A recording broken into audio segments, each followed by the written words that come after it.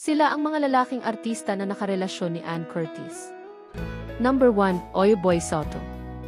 2 taon ding nagtagal ang relasyon ni Ann at Oyoboy bago sila maghiwalay noong 2003.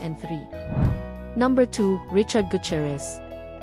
1 taon din naging real-life sweetheart sina Ann at Richard bago ang kanilang breakup noong 2004.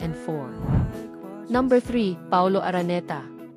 Naghiwalay naman sina Ann at ang dating modelo na si Paolo Araneta noong 2006 matapos ang 2-year relationship. Number 4, Sam Milby. 4 na taon ding nagtagal ang on and off relationship ni Ann at Sam bago sila official na maghiwalay noong 2009. Number 5, Erwan Heussaff. Ang kanilang love story ay nag-umpisa noong 2010 at matapos ang 7 taon ay ikinasal sina Ann at Erwan noong 2017. Mayroon na silang isang anak ngayon.